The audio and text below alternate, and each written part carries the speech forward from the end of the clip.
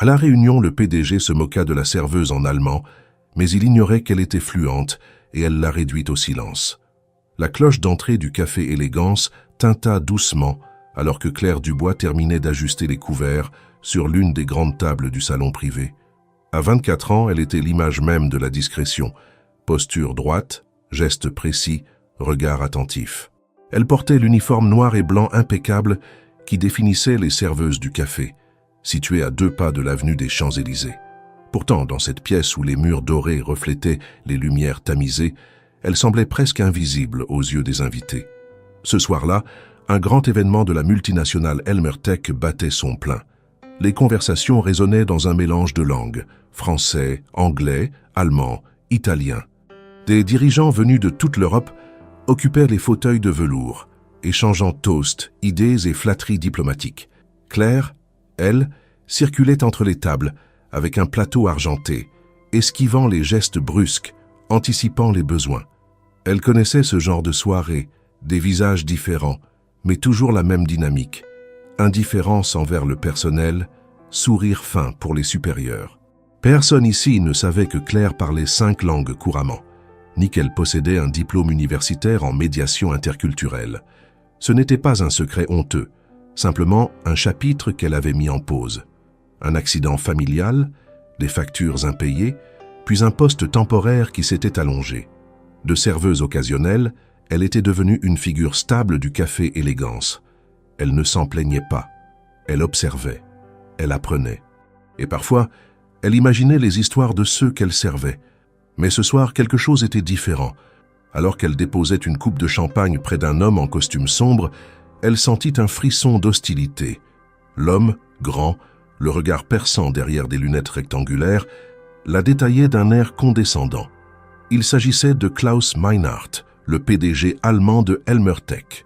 Depuis son arrivée, il avait à peine dissimulé son agacement face à ce qu'il considérait comme de la médiocrité logistique. Trop de bruit, trop de serveurs, trop de Français, disait-il. Claire sentit son regard peser sur elle comme une évaluation silencieuse, catégorique. Lorsqu'elle tourna pour servir une autre table, elle perçut un éclat de rire étouffé derrière elle. Elle ne se retourna pas.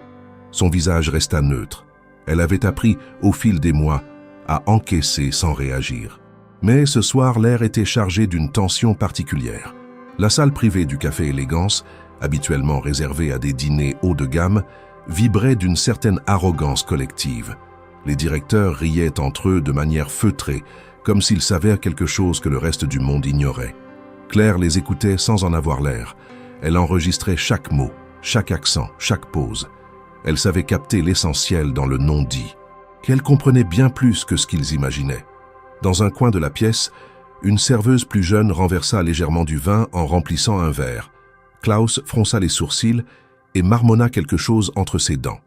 Claire s'approcha rapidement pour l'aider, prenant la bouteille et reprenant le service d'un geste sûr. Le dirigeant allemand ne la regarda même pas. La soirée avançait, ponctuée de discours commerciaux et de sourires diplomatiques. Les plats s'enchaînaient avec une précision millimétrée. Claire, tout en servant, captait les interactions, devinait les jeux de pouvoir. Certains invités, notamment les Français, la saluaient poliment, sans excès. D'autres, majoritairement les étrangers, la considéraient comme une partie du décor. Elle ne s'en offusquait pas, mais elle notait, elle mémorisait. Parce qu'un jour, elle savait que ces détails prendraient tout leur sens. Ce fut au moment du service du deuxième plat que Claire sentit le regard de Klaus sur elle s'intensifier. Elle se pencha légèrement pour ajuster un couvert. Dans un miroir du mur, elle aperçut le reflet de l'homme, penché vers un autre cadre à sa droite. Il disait quelque chose en allemand, un murmure, un commentaire à peine audible. Mais même sans l'entendre clairement, elle savait. La soirée venait de franchir une ligne. Claire redressa le dos, reprit son plateau et continua son service sans ralentir. Mais dans ses yeux brillait désormais une lueur différente. Pas de colère, pas de blessure, une résolution calme, acérée comme une lame dissimulée dans du velours. Dans une salle remplie de dirigeants, de décisions stratégiques et d'égos surdimensionnés, une serveuse devenait soudain beaucoup moins invisible. Elle venait d'entrer dans la partie. Claire venait à peine de poser un plateau vide sur le comptoir qu'un nouvel appel de la salle la rappela à son rôle. Le rythme s'était intensifié depuis l'arrivée des plats principaux et les invités semblaient s'être installés dans une routine confortable de bavardage, de flatteries voilées et de verres qui ne devaient jamais rester vides. Elle prit une bouteille de vin rouge soigneusement décantée et retourna vers la table d'honneur, où les cadres les plus hauts placés de Helmertech étaient installés. Klaus Meinhardt y trônait avec sa posture rigide et son visage austère. Depuis le début de la soirée, il n'avait pas adressé un mot à Claire, ni même croisé son regard. Ce n'était pas une absence d'intérêt, mais plutôt une manière délibérée de lui rappeler sa position dans la hiérarchie silencieuse qui régissait ce genre d'événement. Elle n'était pas là pour être vue, ni entendue, simplement pour servir, se fondre dans le décor et disparaître une fois sa tâche accomplie. Lorsqu'elle s'approcha de lui avec la bouteille, son attention fut attirée par un léger chuchotement à sa droite. Elle ralentit à peine, mais ses oreilles, bien entraînées, captèrent les mots. Klaus, penché vers un collègue allemand assis à sa gauche, venait de dire, dans un ton sarcastique et étouffé, « Ces Français mettent vraiment n'importe qui pour nous servir, même cette fille-là qui a l'air complètement perdue. » Le rire discret qui suivit fut un coup de poignard déguisé en soupir. Le ton, la formulation, la manière dont il avait choisi de le dire en allemand, tout témoignait d'un mépris soigneusement contenu, destiné à ne pas être entendu par ceux qui, selon lui, ne pourraient jamais comprendre. Mais Claire comprenait. Chaque mot. Elle ne réagit pas.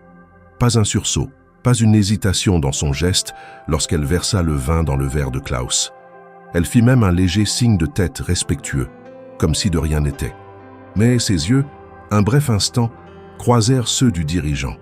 Il n'y lut rien, rien de ce qui bouillonnait sous la surface. Pourtant, quelque chose en elle venait de se solidifier. Ce n'était pas la première fois qu'elle entendait ce genre de remarques, mais c'était la première fois qu'elle décidait que cela ne passerait pas inaperçu. Elle s'éloigna en silence, retourna au comptoir et reprit un autre plateau, comme si rien ne s'était passé. Mais dans son esprit, les mots de Klaus résonnaient. Pas par leur cruauté, ils étaient d'une banalité affligeante. Ce qui l'avait frappé, c'était l'arrogance avec laquelle il les avait prononcés, la certitude d'être incompris, l'impunité dans l'humiliation. Elle repensa à toutes les années passées à étudier, à traduire des documents diplomatiques, à se former pour devenir pont entre les cultures. Elle avait étudié l'allemand pendant plus de 10 ans, lu Goethe dans le texte, passé des mois à perfectionner son accent berlinois. Et ce soir, elle se tenait là, avec un tablier et un plateau, écoutant un homme la réduire à une erreur logistique, simplement parce qu'il pensait qu'elle ne pouvait pas comprendre. En revenant vers les tables, elle fit attention à ne rien laisser transparaître. Sa démarche était toujours aussi fluide, ses gestes aussi précis. Mais à chaque fois qu'elle passait près de Klaus, ses oreilles restaient aux aguets.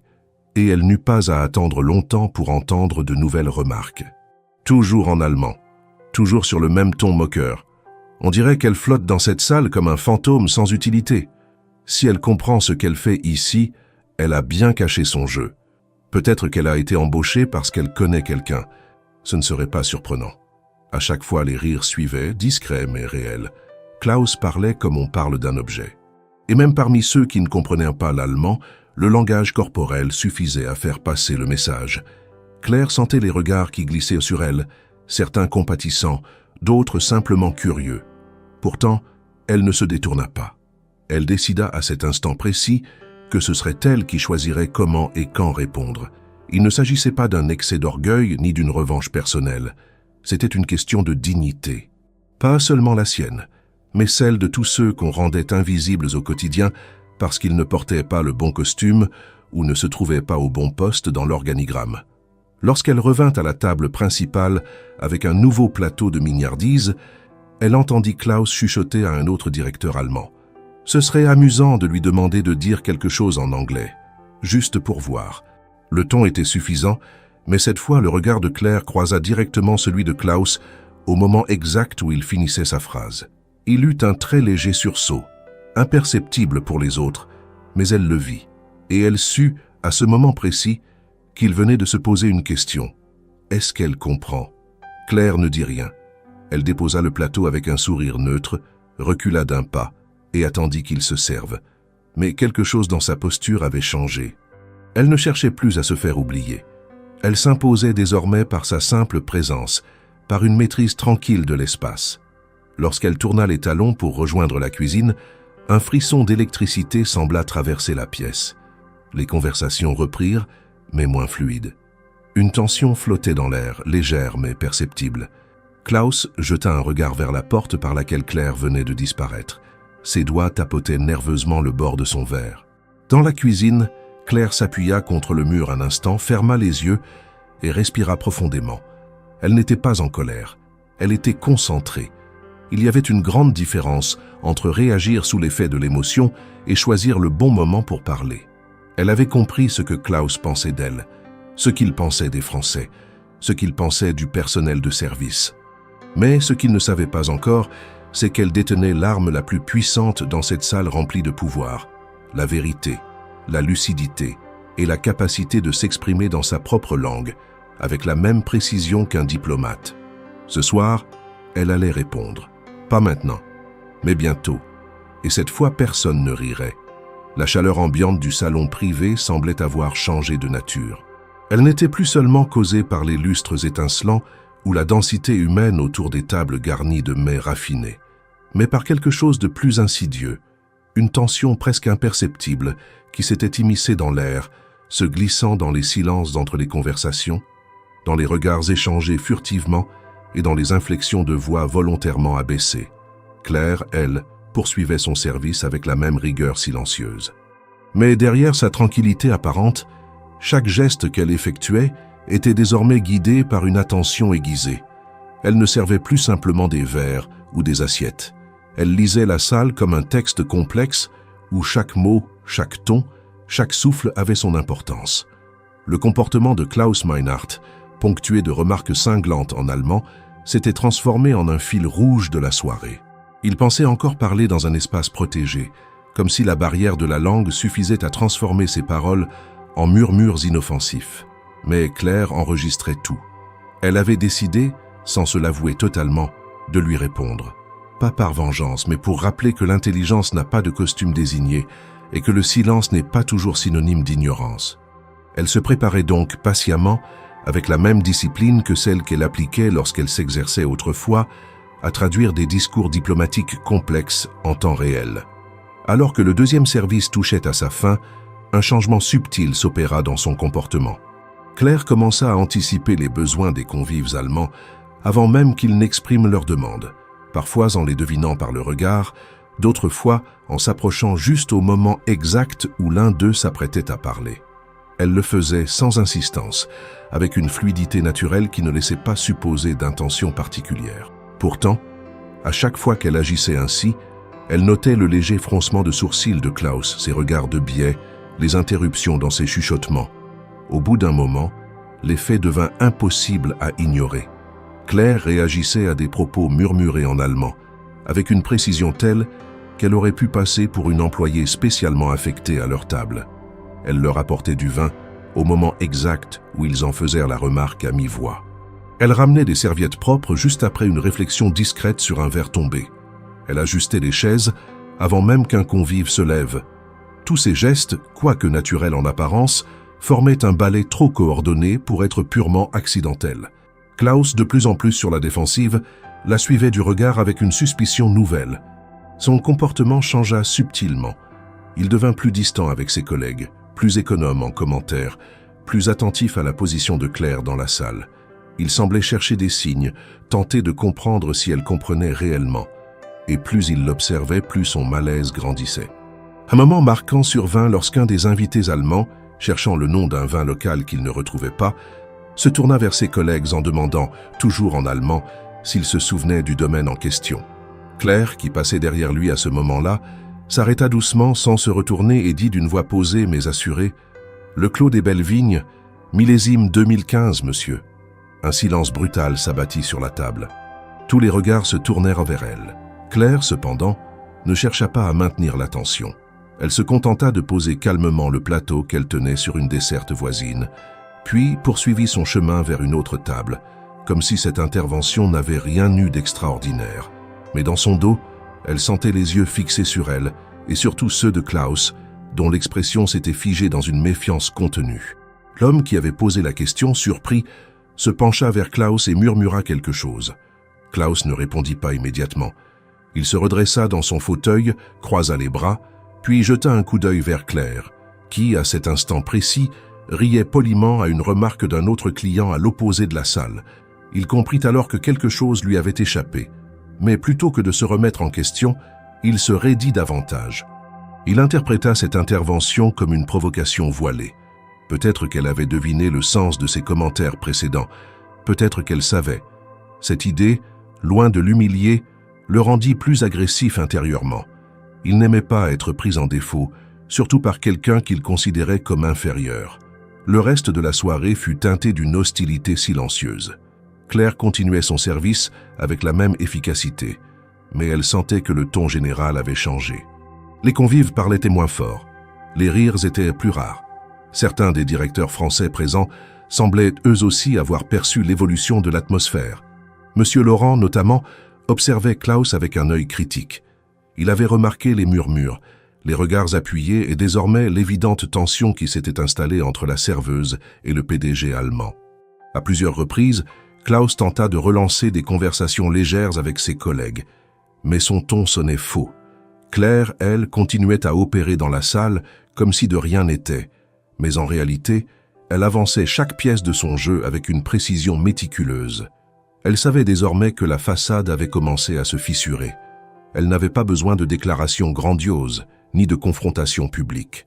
Il lui suffisait de continuer à se tenir là, calme, présente et parfaitement consciente.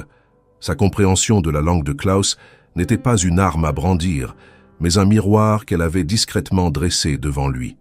Et chaque fois qu'il parlait, chaque fois qu'il murmurait, il risquait désormais de se voir tel qu'il était réellement, sans filtre, sans protection. La tension dans le salon avait atteint un point critique.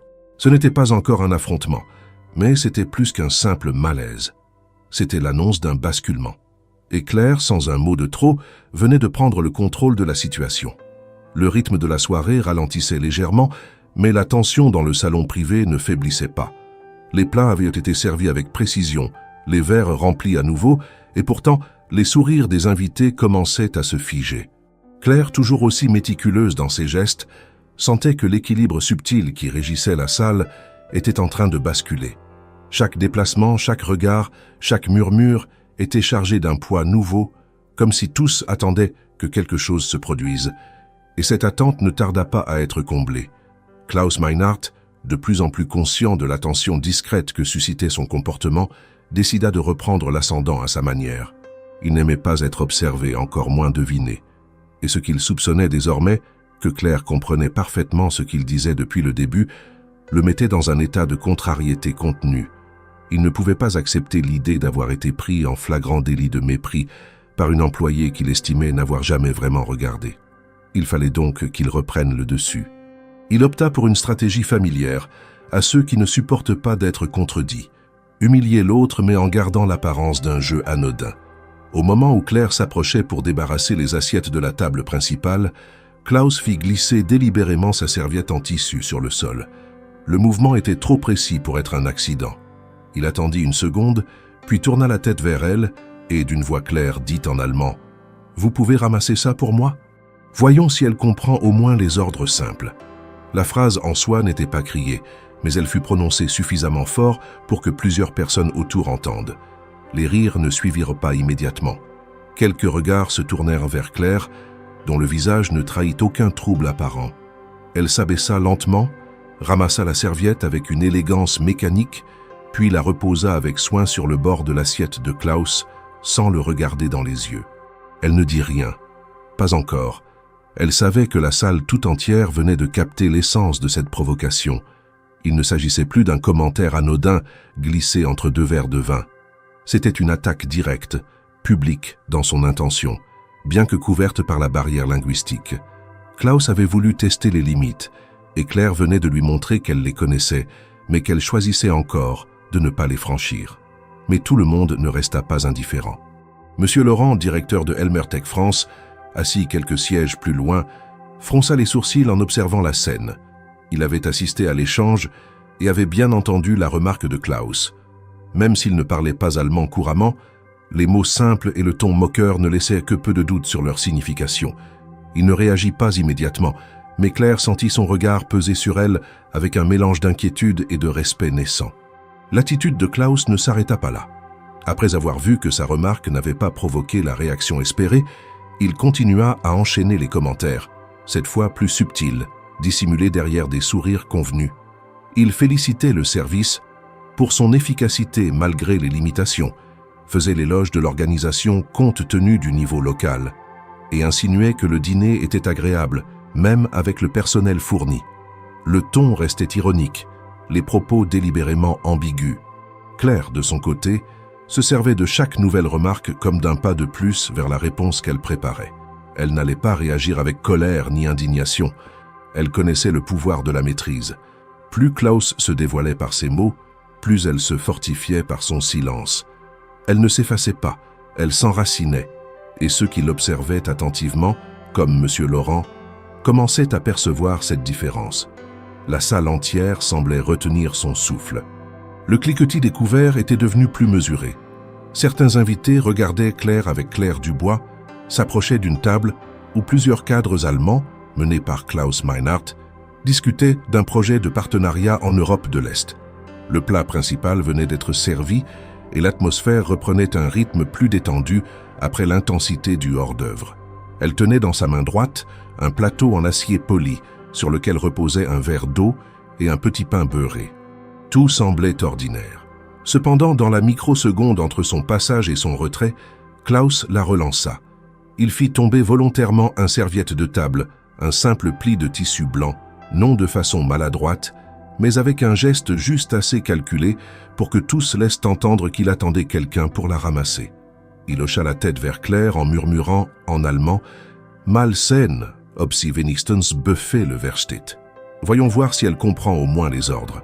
Un ricanement discret suivit, mais suffisant pour que les deux directeurs à côté partagent un sourire complice. On eût dit un défi silencieux. Claire s'arrêta un instant, bien qu'elle eût déjà identifié la situation. Elle prit le serviette avec calme, sans lever la voix. Son regard effleura celui de Klaus, mais elle ne laissa apparaître aucune réaction visible. Elle se pencha, ramassa le tissu et remonta avec le même aplomb qu'elle affichait depuis le début de la soirée. Elle s'apprêtait à déposer le serviette dans un coin discret quand elle remarqua le directeur français, Laurent, qui avait entrevu la scène. Il fronça les sourcils, puis jeta un regard interrogateur vers Claire, mais elle ne fit rien.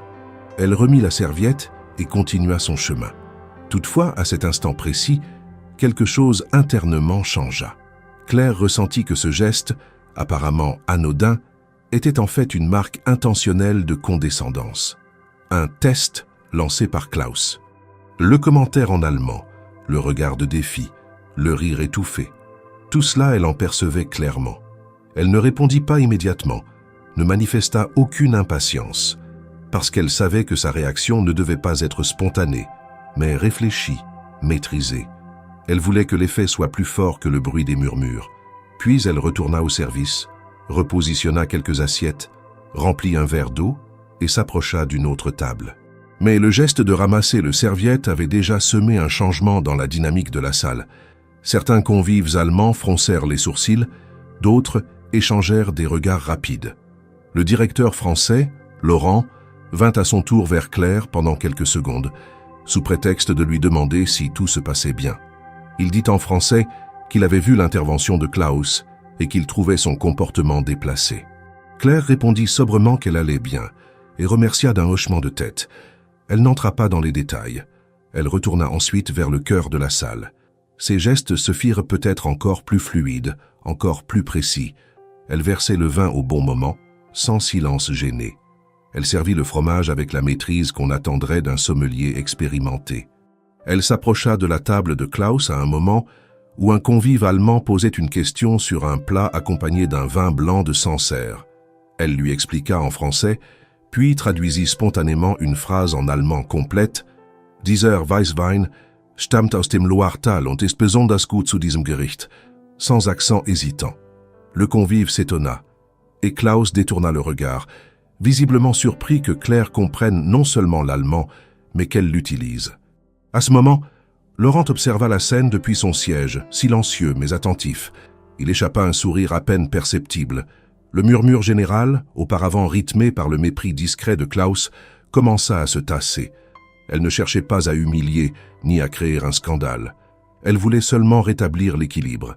Et ce geste simple, parler une phrase en allemand et servir avec élégance, avait déjà modifié quelque chose. Klaus, quant à lui, se sentit de plus en plus en terrain instable. Sa tentative de dominance venait de recevoir une réponse plus forte que n'importe quelle réplique verbale, parce qu'elle venait de prouver sans mots d'accusation que son jugement était erroné. Il jeta un regard vers la cuisine, comme s'il cherchait un signe de validation d'une de ses remarques. Mais il ne trouva rien. Juste Claire qui, de l'autre côté de la salle, continuait à servir, impérieuse dans sa discrétion. La soirée poursuivit son cours. Le dîner s'acheva, les clients commencèrent à converser plus librement et les verres encore glacés furent remplis une dernière fois. Mais l'atmosphère dans la salle avait changé. Le pouvoir, subtil mais réel, avait glissé juste un peu du côté de cette serveuse qu'on croyait invisible. Elle n'avait pas encore parlé ouvertement de l'insulte. Elle n'avait pas encore confronté Klaus à voix haute, mais elle avait déjà démontré quelque chose. Son silence ne signifiait pas son ignorance. Elle avait choisi de ne pas répondre à la provocation par colère, mais par maîtrise. À la fin de la soirée, alors que les invités se dirigeaient vers le bar pour un digestif, Laurent salua Claire avec un signe discret de reconnaissance et la jeune femme hocha la tête en retour. Klaus, quant à lui, se leva pour quitter la salle, ajusta sa veste et jeta un dernier regard vers Claire. Le regard était chargé d'une signification ambiguë, un mélange de défi, de doute et peut-être un début de respect à contre-cœur. Claire rangea les plateaux, nettoya les quelques dernières traces laissées sur le comptoir et se retourna pour quitter le salon. Elle marchait lentement, mais cela ne signifiait pas qu'elle était fatiguée. Elle marchait avec conscience, consciente que cette nuit ne serait pas comme les autres. Elle avait franchi une étape, pas celle du conflit déclaré, mais celle de la reconnaissance silencieuse. Lorsque la porte du salon se referma derrière les derniers invités et que la musique d'ambiance faiblit, Claire prit une profonde inspiration. Elle rentra dans la cuisine, retira son tablier et s'installa sur une chaise un instant. Elle laissa ses pensées vagabonder. Le mélange de réussite et d'anticipation l'envahit doucement. Elle savait qu'elle irait plus loin. Elle savait que ce geste, ramasser un simple serviette et répondre en allemand, n'était que le début. Et dans ce calme après coup, elle se promit de rester aussi précise, aussi immobile extérieurement que déterminée intérieurement. La soirée avait changé. Le reste de l'histoire allait s'adapter. Le va-et-vient des serveurs dans la cuisine contrastait avec le silence pesant qui s'était installé dans le salon privé. Les invités finissaient leur dessert, quelques-uns discutaient à voix basse, et Klaus, jusque-là si assuré, jetait désormais des regards rapides, à droite et à gauche, comme s'il cherchait à sonder les pensées de ceux qui l'entouraient. Les rires avaient diminué, les conversations étaient devenues plus rares, et l'élégance de façade du dîner se fissurait lentement. Claire, elle, n'avait pas ralenti. Son calme restait intact, mais quelque chose dans son attitude avait évolué.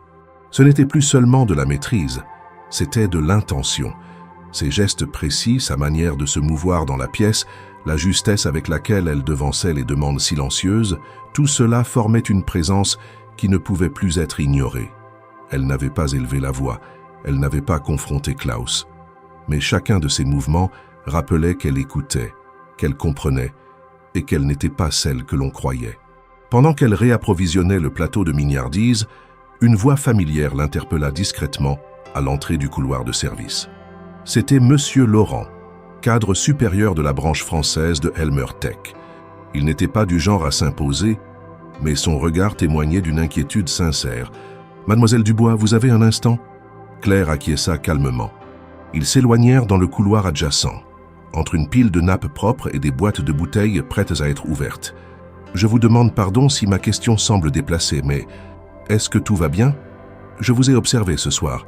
Il y a eu des regards, des gestes, et ce moment avec Klaus tout à l'heure, ce n'était pas anodin. » Claire le fixa quelques secondes, mesurant ses mots. Elle savait que Laurent n'était pas de ceux qui parlaient à la légère. C'était un homme de réseau, d'expérience, qui avait vu beaucoup de dîners, beaucoup de tensions internes, mais qui savait aussi lire entre les lignes. « Je vais bien », répondit-elle simplement. Ce n'est pas la première fois qu'un invité pense que le personnel ne comprend pas ce qu'il dit. Ce n'est jamais agréable. Mais ce soir, c'était plus qu'un simple malentendu. Elle marqua une pause, puis reprit, toujours d'un ton neutre mais parfaitement articulé. « Je parle couramment l'allemand, monsieur Laurent. J'ai étudié les langues étrangères à la Sorbonne, anglais, espagnol, italien et allemand. J'ai été interprète pendant 1 an avant certaines circonstances personnelles. Ensuite, j'ai commencé ici, et ce soir j'ai entendu tout ce que monsieur Meinhardt a dit. » Le silence s'étira.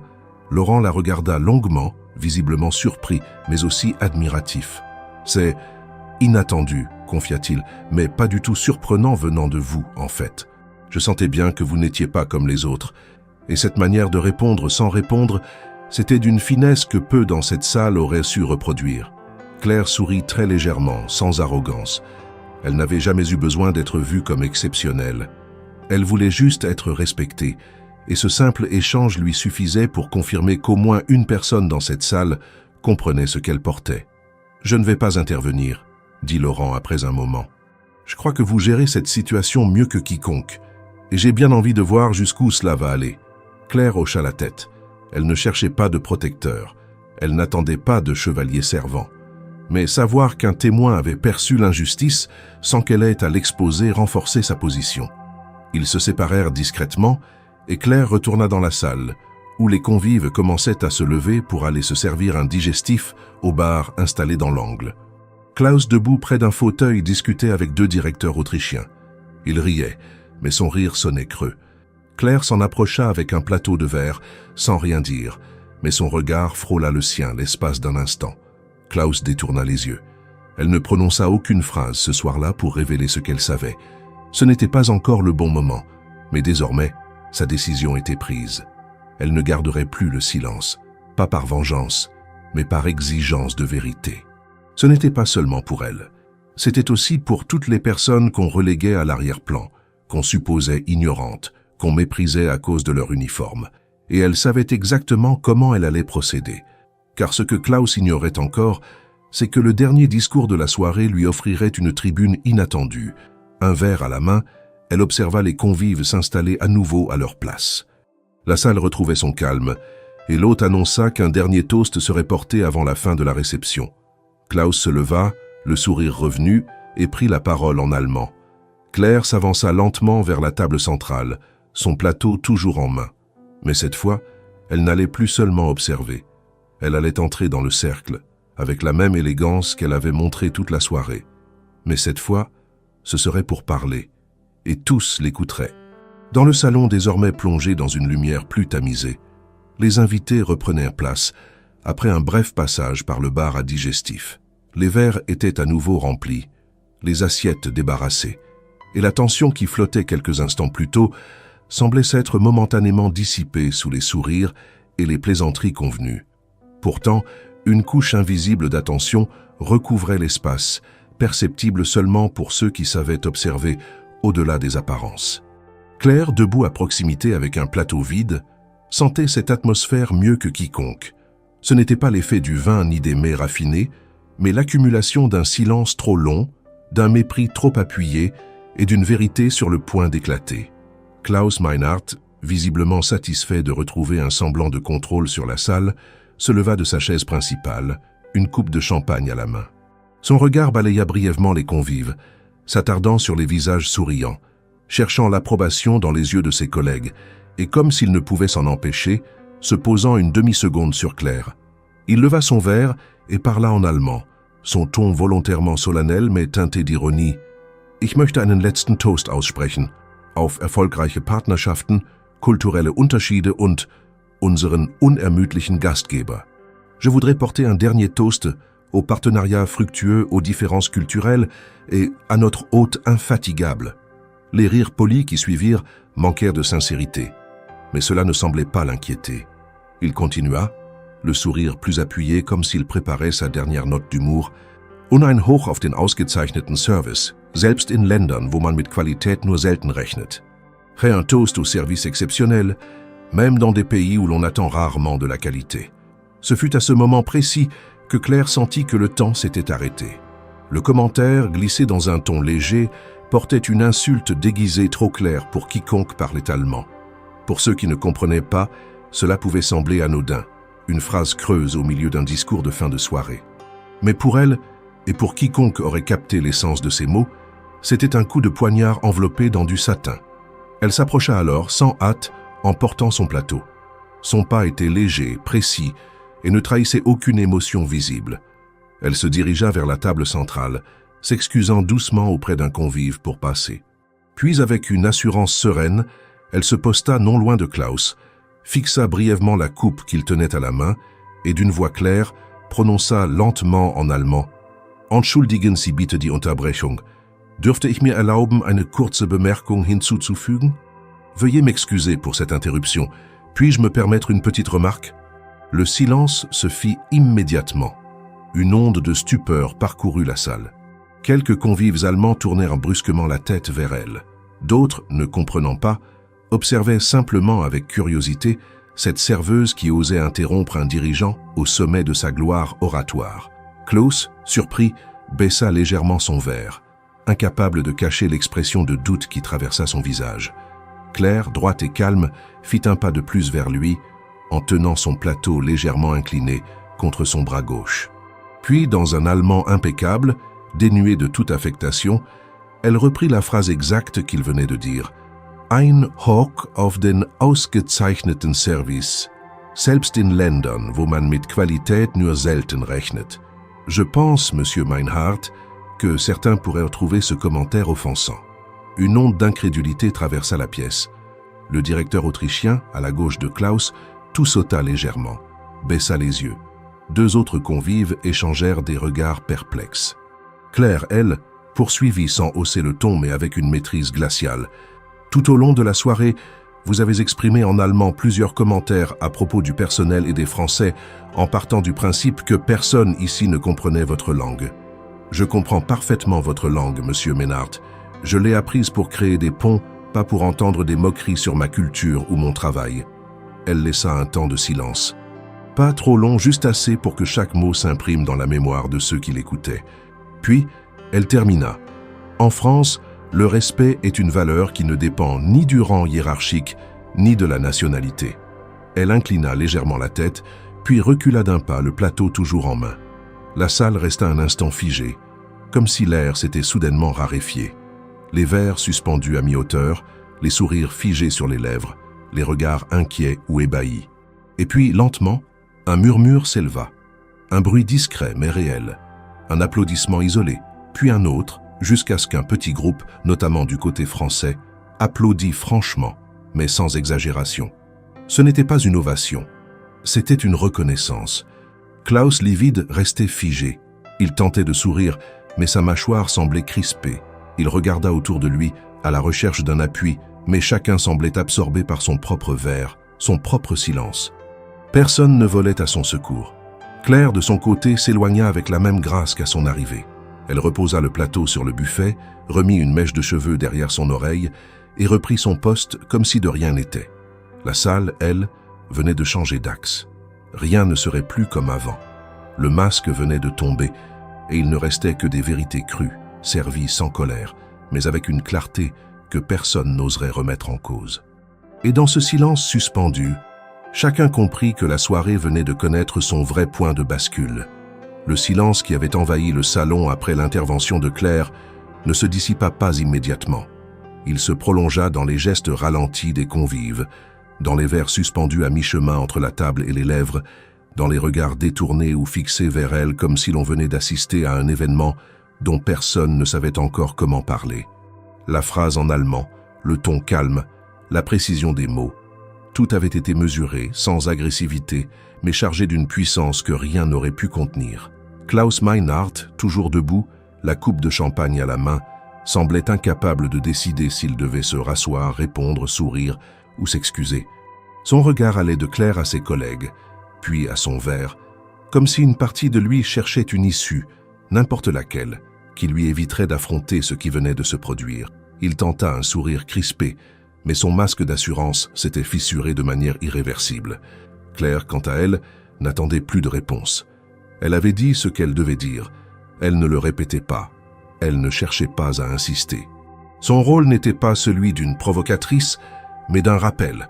Elle venait de poser en quelques mots une vérité que tous devaient désormais gérer à leur manière. Et c'était peut-être cela qui donnait à son intervention une force si particulière. Elle ne cherchait pas à dominer mais à rétablir un équilibre. Les applaudissements, discrets mais sincères, s'étaient estompés. La soirée reprit, mais avec une tonalité entièrement différente. Klaus, dans un réflexe d'autodéfense, se rassit lentement, regardant autour de lui comme pour reprendre la température de la salle. Il but une gorgée de champagne, mais le geste manquait de naturel. Il essayait de sourire à ses voisins, mais leur regard ne répondait plus au sien avec la même légèreté qu'avant. Plusieurs directeurs, notamment ceux qui avaient ri à ses blagues en allemand au début de la soirée, évitaient désormais de croiser son regard. Le souvenir de ses propos précédents, jusque-là perçus comme de simples confidences d'initiés, prenait une toute autre signification à la lumière de ce que Claire venait de révéler. Chacun savait maintenant qu'il y avait eu spectatrice, mais plus encore, il y avait eu compréhension, mémoire et décision. Un directeur italien, assis à quelques places de là, murmura quelque chose à son voisin, visiblement gêné. Un cadre belge consulta son téléphone comme pour échapper à l'inconfort ambiant. Et M. Laurent, resté assis à l'extrémité de la table, regardait Claire avec un calme respectueux, hochant imperceptiblement la tête comme pour reconnaître la portée du moment. La serveuse reprit son service, comme si rien ne s'était passé. Elle traversait la pièce avec la même précision, mais cette fois, on ne la regardait plus de la même manière. Elle n'était plus invisible. Elle n'était plus seulement la jeune femme en noir et blanc portant des plateaux. Elle était désormais une voix. Une présence, une conscience vivante dans une salle qui, jusque-là, croyait pouvoir parler sans être entendue. Klaus, désormais assis, essayait de relancer une conversation avec les deux directeurs autrichiens à sa gauche. Il commenta le dessert avec une pointe de sarcasme, cherchant une connivence qui n'arriva pas. Ils répondirent avec politesse, mais sans l'enthousiasme qu'il espérait. Une distance venait de s'installer, discrète mais ferme. La soirée poursuivit son cours, mais l'élan festif était rompu. On ne trinqua plus avec la même insouciance. Les rires étaient rares, les échanges moins fluides. Claire passait entre les tables avec une élégance toujours aussi mesurée. Mais désormais, les regards se levaient vers elle. Certains convives lui adressaient un discret sourire. D'autres, gênés, détournèrent les yeux, conscients d'avoir participé passivement au mépris qui avait été mis en lumière. Vers la fin de la soirée, alors que les lumières commençaient à s'adoucir encore davantage pour signifier le terme de l'événement, Klaus quitta sa place et se dirigea vers le coin du salon où se trouvaient les digestifs. Claire y était déjà, rangeant quelques verres. Il s'approcha tenant sa coupe vide et s'arrêta à 1 mètre d'elle, visiblement mal à l'aise. Il resta silencieux un instant, comme s'il hésitait à formuler une phrase. Puis il lança. C'était impressionnant. Vous avez surpris tout le monde. Claire ne le regarda pas tout de suite. Elle rangea un verre, puis se tourna vers lui et répondit, toujours en allemand, avec calme. Ce n'était pas mon intention de surprendre, seulement de rétablir la vérité. Klaus hocha la tête, comme s'il s'attendait à cette réponse. Il tenta un sourire. Vous savez, parfois on plaisante. Les gens disent des choses sans penser qu'on les écoutera. C'était juste un peu d'humour. Claire l'interrompit doucement sans élever la voix. Je ne plaisantais pas quand j'ai appris votre langue. Je ne plaisantais pas en vous servant ce soir. Et je ne plaisantais pas en répondant à vos propos. Il se tut. Un silence tendu suivit. Puis, sans dire un mot de plus, il tourna les talons et retourna vers la table. Claire, elle, resta là un instant, puis se remit à son service. Au fond de la salle, M. Laurent observait la scène. Il ne disait rien, mais son regard témoignait d'une certitude. Quelque chose de fondamental venait de changer. Dans la perception, dans les rôles, dans l'équilibre des pouvoirs. Lorsque les invités commencèrent à quitter le salon, l'un après l'autre, beaucoup d'entre eux saluèrent Claire avec respect.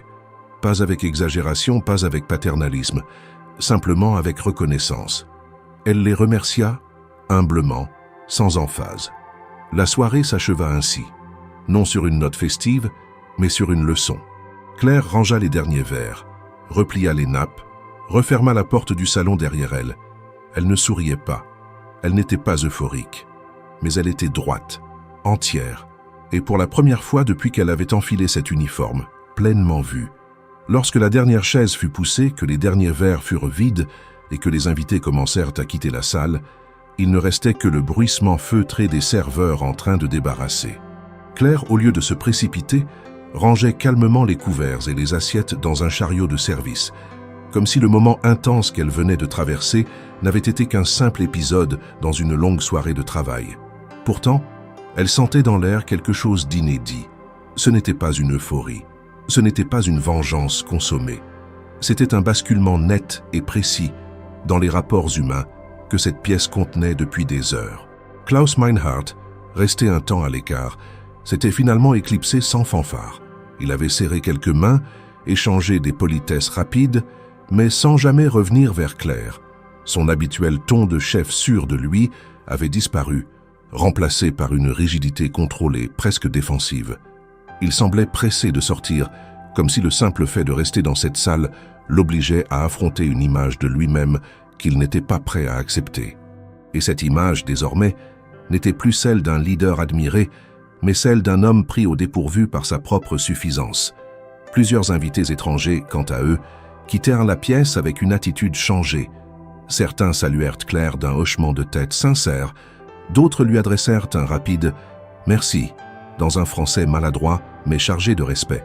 Le directeur italien, plutôt complice discret des remarques de Klaus, lui lança un regard embarrassé en sortant. Il ne dit rien, mais il savait.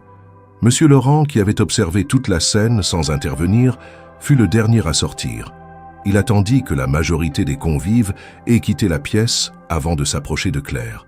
Il ne souriait pas, mais son regard était clair. Vous avez fait exactement ce qu'il fallait faire. Rien de plus, rien de moins. Il y en a peu qui auraient su garder autant de maîtrise. Vous avez déplacé les lignes, mademoiselle Dubois, sans crier, sans accuser. C'est rare et c'est puissant. Claire ne répondit pas immédiatement.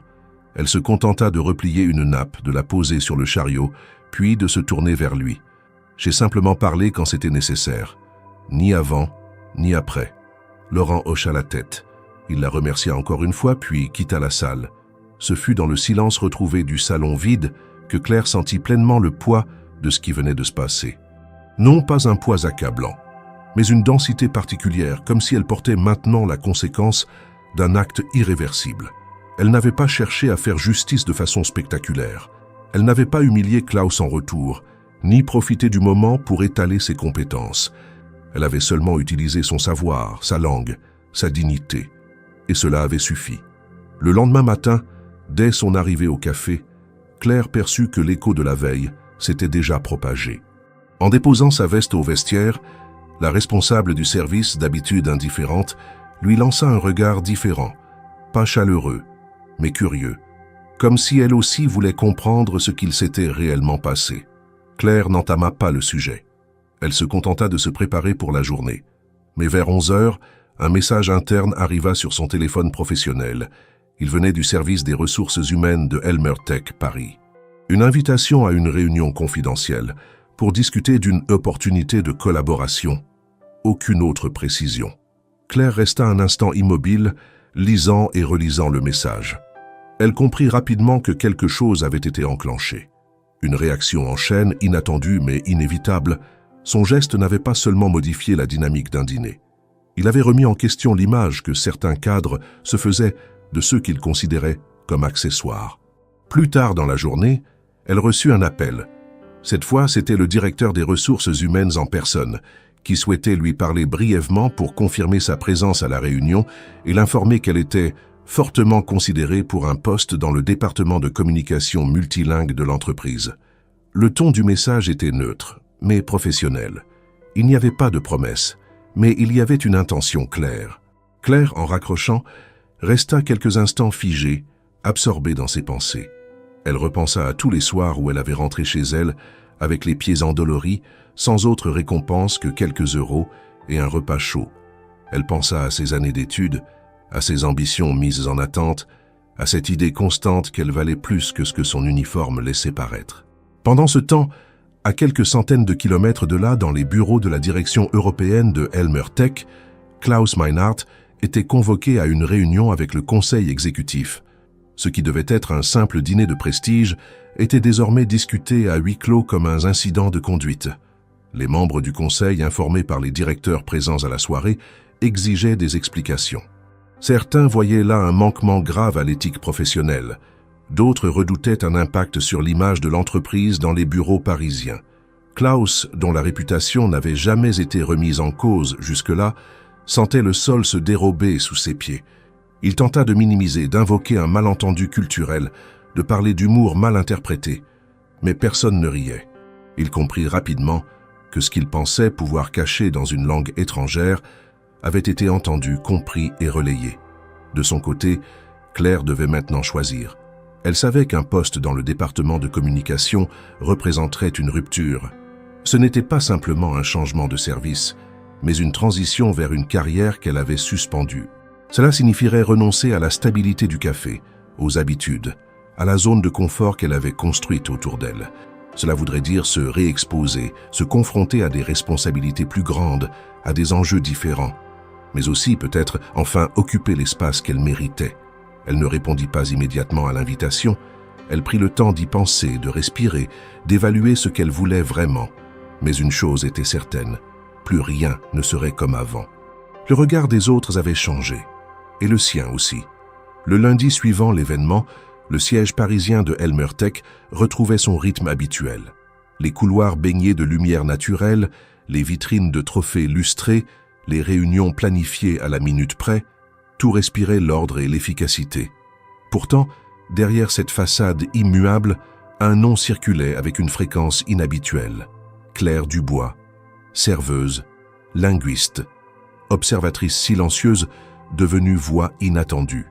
La direction n'en parlait pas officiellement, mais les cadres, les responsables de service et même les assistants échangeaient des bribes de l'histoire. Personne ne connaissait tous les détails. Certains exagéraient, d'autres minimisaient, mais tous comprenaient qu'il s'était passé quelque chose d'inhabituel. Du côté des ressources humaines, le dossier de Claire avait été sorti des archives.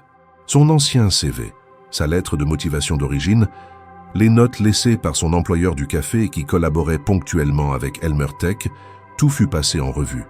L'information selon laquelle elle maîtrisait 5 langues était bien là, mais personne n'y avait prêté attention jusque-là. Ce n'est que lorsqu'elle parla publiquement dans un allemand irréprochable que l'on s'interrogea. Pourquoi une femme avec de telles compétences servait-elle encore des plateaux? Le directeur du service de communication multilingue, informé de l'incident par Laurent, demanda à rencontrer Claire. Elle reçut un appel dès le mardi matin. Une voix formelle mais polie l'invita à venir dans les locaux principaux pour discuter d'un possible repositionnement de carrière en interne. On évita soigneusement le mot promotion. On préféra parler de mobilité, d'évolution, de valorisation de talent. Mais le message était clair. Elmertech ne pouvait plus se permettre d'ignorer ce qu'elle représentait. En parallèle, dans une salle close du département juridique, Klaus Meinhardt participait à une réunion en visioconférence avec 3 membres du Conseil exécutif européen. Le ton y était tout autre. On lui demanda des explications précises sur ses propos. Il tenta de relativiser, de faire valoir que ces mots avaient été sortis de leur contexte. Il évoqua le stress de la soirée, la volonté de détendre l'atmosphère. Mais face à lui, les visages restaient impassibles. Un cadre néerlandais résuma la situation sans détour. Vous avez porté atteinte à l'image d'une collaboratrice sur la base de suppositions infondées. Pire encore, vous l'avez fait dans une langue que vous pensiez protégée par l'ignorance des autres. Klaus, qui jusqu'alors avait imposé silence et respect dans toutes les réunions, se retrouva dans la position inverse. Il fut informé qu'un rapport interne serait établi sur son comportement et que sa présence aux prochains événements publics serait suspendue temporairement. Pendant ce temps, Claire se rendait, en fin d'après-midi, au siège parisien pour son entretien. Elle avait hésité à accepter, repoussant l'invitation à 2 reprises. Ce n'était pas de la peur, mais une prudence née de l'expérience. Elle savait qu'un geste irréfléchi pouvait la faire passer de l'admiration à la récupération. Elle voulait s'assurer que cette opportunité n'était pas une tentative de marketing interne, mais une réelle reconnaissance. À son arrivée, elle fut accueillie par une chargée de mission RH, puis introduite dans une salle de réunion vitrée au 10e étage. La vue sur la scène était spectaculaire, mais Claire n'y prêta qu'une attention distraite. Elle se concentra sur les visages autour d'elle. En face, le directeur du département de communication, une femme du département de formation et un représentant du bureau international. La conversation fut cordiale. On lui demanda de parler de son parcours, de ses compétences, de ce qui l'avait conduite à travailler au Café Élégance. Elle répondit sans chercher à embellir, les aléas de la vie, le besoin de stabilité rapide et un goût réel pour l'observation et le travail bien fait. Lorsqu'on aborda l'épisode du dîner, elle n'insista pas sur l'humiliation. Elle parla de responsabilité, de l'importance de se faire respecter sans élever la voix, de la nécessité parfois de rappeler que l'intelligence n'a pas d'uniforme. À la fin de l'entretien, le directeur du service lui proposa un test d'1 semaine dans le département de communication avec possibilité d'embauche définitive si l'expérience s'avérait concluante. Claire demanda un délai de 24 heures pour donner sa réponse. Il ne s'agissait pas d'un caprice. Elle voulait s'assurer qu'elle ne quittait pas son poste actuel sous l'impulsion du moment, mais avec la conscience claire de ce qu'elle quittait et de ce qu'elle acceptait. De retour chez elle, dans son petit studio du 14e arrondissement, elle s'assit à sa table de cuisine, sortit un carnet de notes usé et lista les éléments des 2 choix qui s'offraient à elle. D'un côté, la sécurité du café, le rythme connu, les collègues qu'elle appréciait. De l'autre, un poste qui alignait enfin ses compétences avec ses responsabilités. Une reconnaissance méritée, mais aussi une exposition plus grande, une pression nouvelle. Elle pensa à ses parents, à leur sacrifice pour l'aider à payer ses études. Elle pensa à ses heures passées à apprendre les déclinaisons allemandes, les syntaxes espagnoles, les idiomatismes italiens.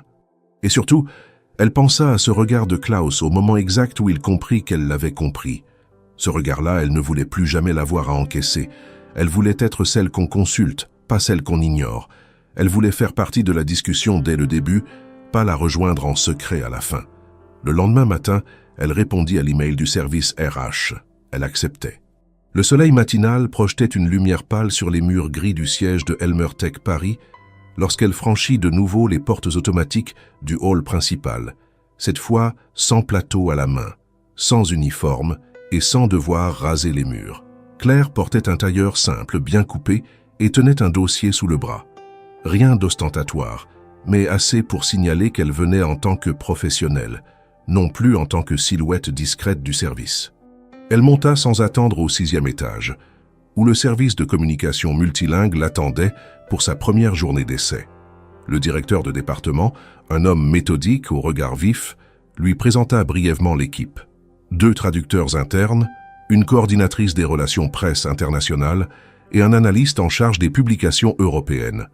Tous la saluèrent avec politesse, certains avec une curiosité non dissimulée.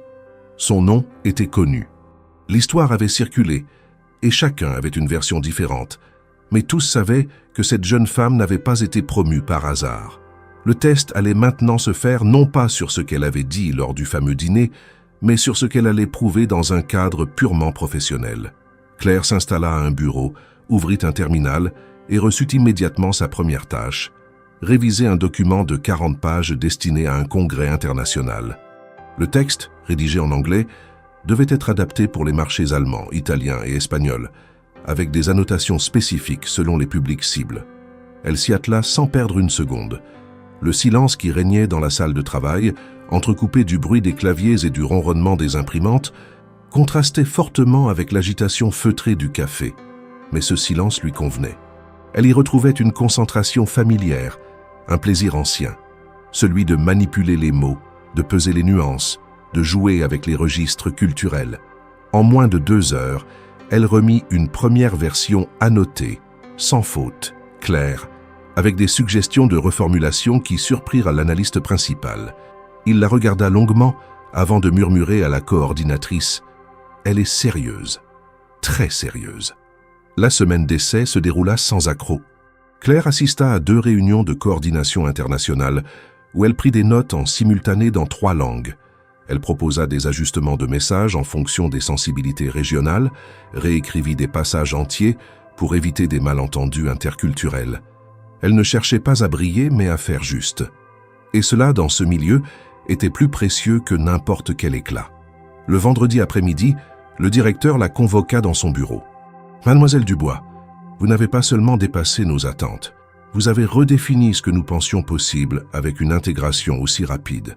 Je souhaite vous proposer un poste à durée indéterminée, avec une mission évolutive. Vous serez en charge du suivi linguistique de nos projets pan-européens, avec un focus particulier sur la gestion de crise et la diplomatie d'entreprise. Claire écouta en silence. Elle prit une légère inspiration, puis accepta. Pas avec émotion, mais avec une lucidité calme. C'était l'étape suivante. Elle ne s'agissait pas d'un miracle ni d'une faveur. C'était le résultat de son travail, de sa patience, de sa décision de ne pas se taire ce soir-là. C'était aussi, elle le savait, une réponse à tous ceux qui l'avaient sous-estimé. Pendant ce temps, du côté de Berlin, Klaus Meinhardt faisait face à des conséquences bien moins valorisantes. Le Conseil européen avait émis une recommandation officielle pour qu'il suive une formation en diversité et inclusion, ainsi qu'un avertissement disciplinaire consigné dans son dossier. La sanction n'était pas publique, mais elle existait. Et pour un homme comme lui, cela suffisait à écorner une image de toute puissance soigneusement construite. Les conversations qu'il essayait d'engager avec ses collègues n'avaient plus la même légèreté. Il sentait le regard des autres s'arrêter plus longtemps sur ses gestes, sur ses mots. Il tentait de compenser par une amabilité artificielle, mais chacun savait désormais que la façade n'était plus intouchable. Quelques jours plus tard, Elmer Tech organisa un nouveau cocktail professionnel, cette fois dans un cadre plus restreint, avec des collaborateurs issus de divers départements pour favoriser la transversalité. Claire y était invitée, non comme personnel de service, mais comme analyste de communication. Elle entra dans le salon, les mêmes dorures au mur, les mêmes coupes de cristal, mais avec un badge à son nom, un autre statut. Ceux qui l'avaient ignoré lui souriaient désormais. Certains venaient la féliciter discrètement. D'autres, plus prudents, évitaient tout contact, peut-être par peur d'être confrontés à leur propre aveuglement passé. Elle n'en voulait à personne. Elle n'était pas là pour régler des comptes, mais pour avancer. Vers la fin de la soirée, alors que l'on saluait les participants à l'entrée, un discours fut improvisé par un cadre supérieur. Il remercia les équipes pour leur professionnalisme, félicita les nouveaux visages et conclut par une phrase inattendue « Et permettez-moi de saluer l'arrivée de Claire Dubois parmi nous ». Elle incarne avec force ce que cette entreprise souhaite désormais valoriser. L'excellence discrète, le courage de dire sans écraser et la capacité à incarner la dignité dans l'action. Des applaudissements suivirent, mesurés mais sincères. Claire remercia d'un simple signe de tête, sans excès. Ce soir-là, elle rentra chez elle plus tard que d'habitude. Elle marcha seule dans les rues du 8e arrondissement, savourant pour la première fois depuis longtemps une forme de paix. Elle ne pensait pas encore à ce que tout cela allait impliquer. Elle ne cherchait pas à planifier les mois suivants. Mais une chose était certaine, elle n'était plus dans l'ombre, et elle n'y retournerait plus jamais. Le jour de l'événement officiel organisé par la filiale parisienne de Elmer Tech était arrivé. Il s'agissait d'un rendez-vous annuel au cours duquel les différents départements présentaient leurs avancées, leurs projets et les nouvelles figures intégrées à l'entreprise. Pour beaucoup, c'était un événement banal, formel, presque routinier. Mais pour Claire Dubois, c'était la première fois qu'elle y assistait autrement qu'en tant que silhouette discrète en arrière-plan. Cette fois, elle n'était ni serveuse, ni prestataire, ni invisible. Elle était sur la liste des intervenants. À son arrivée dans le hall d'entrée, badge nominatif en main, elle fut accueillie par la responsable de communication interne. Aucun excès dans le ton, mais un respect net, professionnel.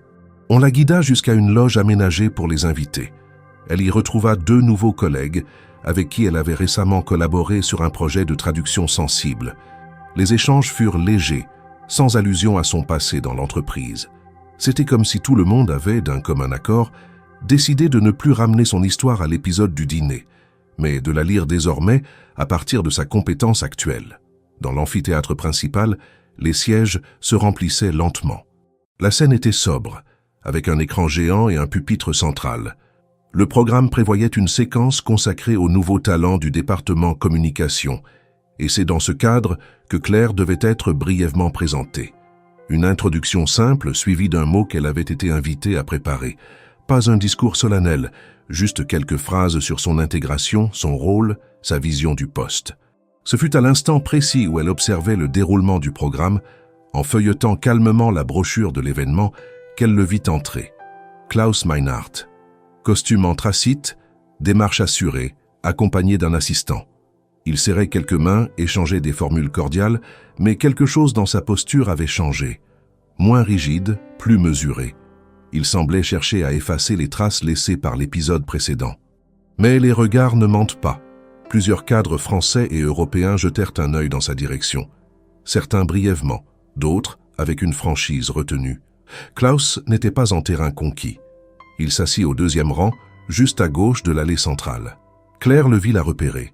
Leur regard se croisa une demi-seconde. Ni sourire, ni signe. Juste un contact furtif. Puis il tourna la tête, comme s'il refusait d'ancrer la scène. Lorsque le moment de sa présentation arriva, Claire monta sur scène, son badge accroché à sa veste beige, ses notes repliées dans une main. Elle marcha sans empressement, salua brièvement l'assemblée et se plaça derrière le pupitre. Elle inspira, regarda brièvement le public, des visages neutres, attentifs, puis commença. « Bonjour à toutes et à tous, je suis Claire Dubois. J'ai rejoint récemment le département de communication multilingue. J'ai étudié les langues étrangères, j'ai travaillé dans différents environnements, et aujourd'hui je suis heureuse de mettre mes compétences au service d'une entreprise qui valorise les parcours atypiques. » Elle fit une pause. « Avant de rejoindre ce poste, j'ai occupé des fonctions bien différentes. Certains d'entre vous m'ont déjà croisé sans me connaître, et je trouve cela intéressant. On croit souvent tout savoir d'une personne à son apparence ou à sa fonction. Mais parfois, l'essentiel se cache ailleurs. » Un léger murmure parcourut la salle. Claire n'avait pas nommé de situation, elle n'avait accusé personne, mais chacun comprenait ce qu'elle évoquait. Elle poursuivit. « Pour moi, le respect et la compétence ne sont jamais incompatibles. Et je crois que c'est lorsqu'on laisse à chacun l'espace d'exister pleinement que les entreprises deviennent réellement innovantes. Merci de m'avoir donné cet espace. Je compte bien le remplir avec sérieux, exigence et ouverture. » Elle conclut par un salut simple et redescendit de la scène. Quelques applaudissements s'élevèrent. Pas spectaculaires, mais authentiques. Et parmi eux, Claire nota le geste discret de Laurent, assis au fond de la salle, qui hocha la tête lentement en signe d'approbation. Il n'avait pas besoin de mots. Klaus, lui, resta immobile. Il avait écouté chaque phrase. Il ne fit aucun geste ostentatoire. Mais son visage, habituellement figé dans un masque de contrôle, trahissait une tension nouvelle. Ce n'était pas de la colère. C'était une forme de reconnaissance contrainte, un début de lucidité peut-être. Il comprenait désormais qu'il ne s'agissait plus d'une anecdote, mais d'un tournant. À la fin de l'événement, les participants se dispersèrent dans le hall pour un cocktail. Claire discutait avec un jeune traducteur lorsqu'elle vit Klaus s'approcher, seul. Elle ne bougea pas. Il s'arrêta à 1 mètre d'elle, attendit que leur échange se termine, puis s'exprima d'un ton bas mais audible. « Mademoiselle Dubois, je tenais à vous féliciter pour votre prise de parole. C'était sobre, mais percutant. » Claire le regarda dans les yeux. Elle ne baissa pas la tête, ne détourna pas le regard. Elle répondit calmement. « Merci, monsieur Meinhardt. » Il resta un instant, comme s'il cherchait à prolonger l'échange, puis ajouta « Je suppose que j'ai été maladroit ce soir-là. Je n'avais pas conscience que... Enfin, vous voyez ?» Claire répondit toujours sur le même ton. « Je vois très bien, mais vous n'étiez pas maladroit. Vous étiez convaincu d'être à l'abri. Ce n'est pas la même chose. » Un silence bref suivit. Puis elle ajouta « Je ne suis pas ici pour vous embarrasser. Je suis ici pour travailler, et je vous conseille de faire de même. » Il acquiesça sans insister, puis s'éloigna. Claire resta là, droite, entourée de quelques collègues. Elle n'avait pas cherché cette scène. Elle n'en tirait ni triomphe ni satisfaction personnelle, mais elle en sortait debout, non pas comme une exception, mais comme une femme qui, pour la première fois, était enfin à la place qui lui revenait. Les jours suivants, l'événement furent particulièrement denses pour Claire. Depuis son intervention lors de la présentation officielle de la filiale parisienne, son nom circulait avec une régularité nouvelle dans les couloirs de Elmer Tech. Mais ce n'était plus un sujet de rumeur, ni même une curiosité alimentée par l'anecdote du dîner. Elle était désormais perçue comme une voix crédible, une référence dans son domaine, quelqu'un qu'on consultait pour des documents sensibles, pour des traductions de haute précision ou pour la révision de discours internes destinés à l'international. Son bureau au sein du département de communication multilingue était devenu un passage obligé pour plusieurs équipes. Pourtant, au milieu de ce quotidien plus structuré, plus stimulant aussi, Une visite inattendue allait remettre à l'épreuve sa capacité à maintenir ses principes intacts. C'était en fin de matinée, un mercredi. Claire travaillait sur la synthèse comparative d'un communiqué de presse devant être diffusé en français, en allemand et en italien. Elle annotait une version anglaise initiale, mettant en garde contre certaines formulations ambiguës en contexte germanophone lorsqu'on frappa discrètement à sa porte. En relevant la tête, elle vit apparaître Klaus Meinhardt. Il ne portait pas son habituel costume sombre, mais une veste plus claire, moins stricte. Il semblait tendu mais résolu. « Bonjour, mademoiselle Dubois. Vous avez un moment ?» Claire resta un instant silencieuse. Elle hocha lentement la tête, posa son stylo et se redressa légèrement. « Je vous écoute. » Klaus entra et referma doucement la porte. Il resta debout, comme s'asseoir aurait été une forme de familiarité malvenue. « Je ne suis pas là pour revenir sur ce qui s'est passé, » dit-il d'un ton direct. « Je pense que tout le monde en a tiré ses propres conclusions. Et je ne prétendrai pas que je n'ai rien à me reprocher. » Claire croisa les bras. « C'est déjà un début. » Il la fixa un instant, puis reprit plus mesuré. « Je voulais seulement dire que, parfois les mots dépassent la pensée, et que dans ce milieu, on s'habitue à une forme de langage, de code, qui nous éloigne des autres. J'ai été pris dans ça. Ce n'est pas une excuse, mais je le reconnais. » Claire ne détourna pas les yeux. Elle attendit qu'il poursuive. « Vous avez réagi avec beaucoup de sang-froid. Vous auriez pu faire de cette scène un scandale. Vous ne l'avez pas fait. Et je vous en remercie. » Il s'interrompit comme s'il attendait une réaction. Mais Claire resta muette. Alors il aborda ce qu'il était réellement venu dire. « Une conférence est prévue à Vienne dans 3 semaines. Le sujet est la gestion de la diversité dans les grandes entreprises. Je pense que votre expérience, votre parole, aurait de la valeur là-bas. On cherche des profils capables d'apporter un regard différent. Et je pense que vous seriez parfaite pour ça. » Claire le regarda fixement. Elle comprit aussitôt le sous-texte. Klaus cherchait à se racheter. Non par altruisme, mais parce que cela servait aussi son image. Elle savait qu'un tel choix lui permettrait d'apparaître comme un dirigeant sensible à la diversité, capable de reconnaître ses erreurs et de soutenir les talents venus d'horizons inattendus. Elle devinait les avantages d'une telle mise en avant pour lui. « Est-ce une invitation formelle ou une tentative de redorer votre image ?» demanda-t-elle, sèche. Klaus resta un instant sans réponse, puis haussa à peine les épaules. « Peut-être les deux. Mais cela ne change rien à votre mérite. Vous avez prouvé que vous pouviez représenter l'entreprise à haut niveau. » Claire se leva alors. Elle était calme, mais chaque mot qu'elle allait prononcer était choisi. « Monsieur Meinhardt, ce que vous appelez « représenter l'entreprise », je l'ai toujours fait. Même en tant que serveuse, je le faisais. Je le faisais en souriant aux clients, en anticipant leurs besoins, en respectant une discipline invisible à vos yeux. Ce que vous m'offrez aujourd'hui, c'est une scène. Ce n'est pas un cadeau. C'est une conséquence. » Klaus ne répondit pas. Claire poursuivit. « Je ne cherche ni réparation ni gloire. Ce que je veux, c'est travailler dans le respect. C'est contribuer avec sérieux et être jugé sur mes compétences, pas sur l'effet de surprise que je provoque. Si je vais à Vienne, ce ne sera pas pour vous blanchir, ni pour qu'on me cite comme exemple rare. Ce sera pour montrer que ce que vous considérez comme une exception devrait être la norme. » Elle le regarda sans ciller. « Et je n'accepterai cette proposition que si je peux choisir mes propres mots, sans validation préalable, sans détour rhétorique. Je dirai ce que je pense, pas ce qui arrange. » Klaus baissa la tête, puis releva les yeux, plus sérieux. « D'accord, vous aurez carte blanche. Et ce ne sera pas présenté comme une opération de communication. » Claire hocha la tête. « Dans ce cas, je réfléchirai à votre proposition. Mais sachez une chose, monsieur Meinhardt, je ne vous dois rien, absolument rien. » Il acquiesça sans chercher à argumenter. Il comprenait, du moins il commençait à comprendre. Il la remercia brièvement, sortit du bureau et laissa Claire seule. Elle reprit sa place, ses documents, son texte multilingue.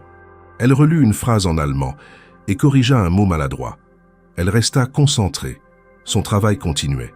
Mais elle savait déjà que la scène suivante aurait lieu à Vienne. Et cette fois, elle ne se contenterait pas de répondre à une provocation. Elle parlerait pour poser des fondations. 3 mois plus tard, Claire descendait d'un train rapide en gare centrale de Vienne. Elle portait une veste grise sobre, un pantalon noir parfaitement taillé, une sacoche en cuir contenant des dossiers, des notes et un badge soigneusement rangé portant le logo de Elmertech. Elle ne regardait pas autour d'elle avec l'émerveillement du touriste, ni la nervosité de l'intervenant débutant. Elle avançait avec la sérénité de ceux qui savent exactement pourquoi ils sont là. Ce voyage, elle ne le faisait pas pour se faire remarquer, encore moins pour prouver quoi que ce soit. Elle le faisait parce qu'elle avait été choisie non pas malgré son parcours, mais à cause de lui. Le Congrès international sur la diversité et l'inclusion en entreprise se tenait dans un ancien palais transformé en centre de conférence. L'imposante façade baroque avait été modernisée à l'intérieur, avec des écrans géants, des micros suspendus et des zones d'accueil multilingues. Les intervenants venaient de toute l'Europe, chercheurs, cadres, responsables RH, représentants syndicaux. Tous se retrouvaient autour d'un objectif commun: comprendre comment bâtir des environnements de travail plus justes, plus ouverts, plus cohérents avec la réalité des parcours contemporains. Claire fut accueillie par une coordinatrice de l'événement qui lui remit un programme, un badge et un plan du site. Elle repéra rapidement la salle dans laquelle elle devait intervenir. Il ne s'agissait pas de l'amphithéâtre principal, mais d'une salle de taille moyenne, prévue pour des tables rondes avec des témoignages. Elle fut brièvement présentée à 2 autres participantes, une consultante néerlandaise spécialisée dans les biais inconscients et une cadre espagnole ayant dirigé un programme d'intégration pour femmes migrantes dans les télécommunications. Toutes 2 l'accueillirent avec chaleur. Aucune ne lui demanda son titre ou son parcours exact. Elle s'intéressait à ce qu'elle avait à dire, pas à l'endroit d'où elle venait.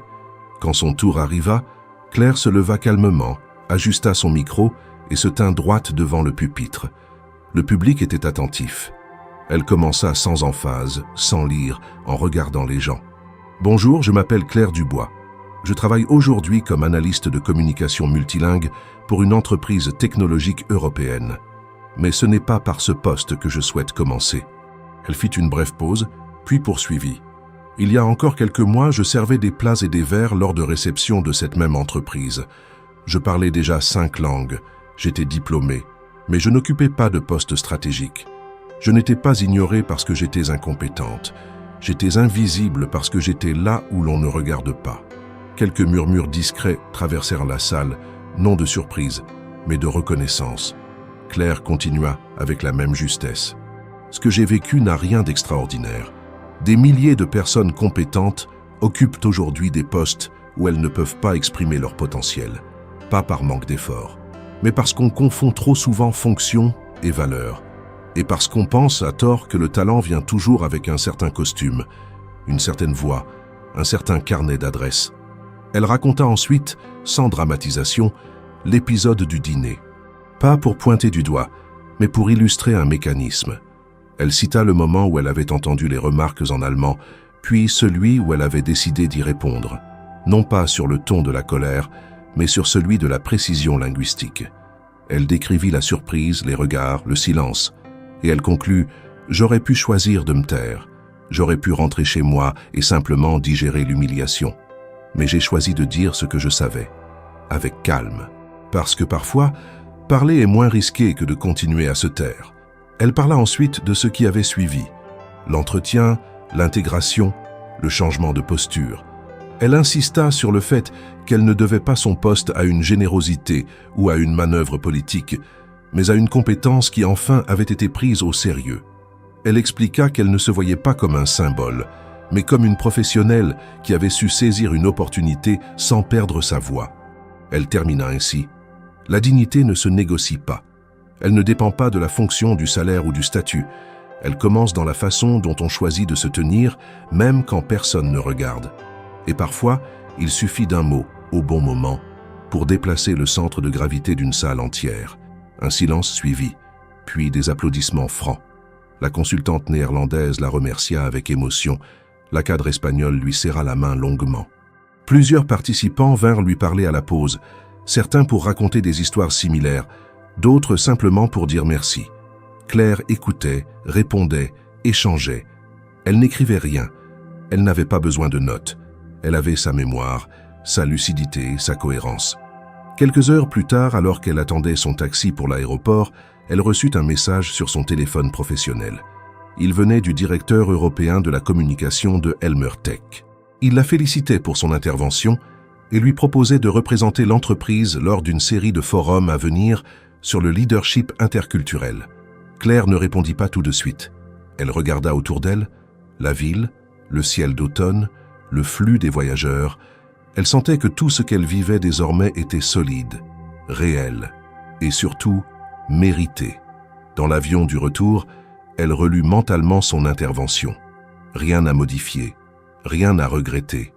Elle repensa à ses débuts au café, à ses silences, à ses efforts pour rester droite dans l'invisibilité.